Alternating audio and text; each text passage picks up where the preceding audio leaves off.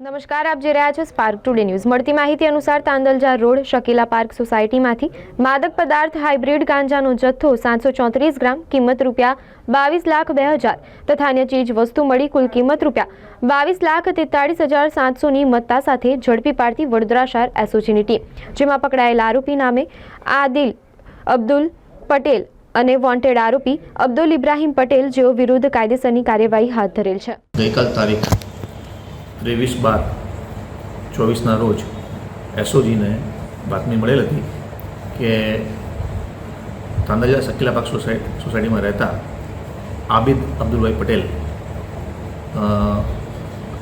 ગેરકાયદેસર હાઇબ્રિડ ગાંજો મેળવી અને તેનો વેપાર કરી અને ડ્રગનું દૂષણ સમાજમાં ફેલાવે છે।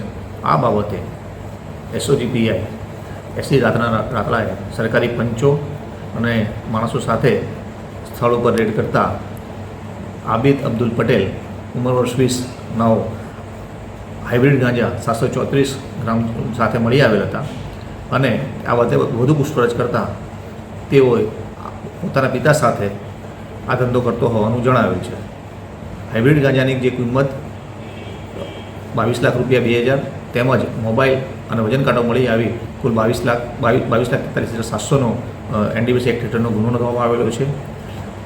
પકડાયેલા આરોપી આબિદ છે એ પ્રથમ વખત પકડાયેલ છે, જ્યારે એના પિતા વિરુદ્ધ 2020માં અને 2024ની અંદર એનડીપીસી એક્ટના ગુના નોંધાયેલા છે। આરોપીની પૂછપરછમાં આરોપી આબિદે જણાવે છે કે આ જથ્થો એના પિતા સાથે મળીને વેચાણ કરે છે અને આ જથ્થો તે સુરત ખાતે કોઈ ઇસમમાંથી મેળવ્યા છે અને એ બાબતમાં આગળ વધુ તપાસ ચાલી રહી છે તથા જે એના પિતા જે અત્યારે મળી આવેલ નથી તેના વિશે પણ આગળ તપાસ ચાલુ રહી છે।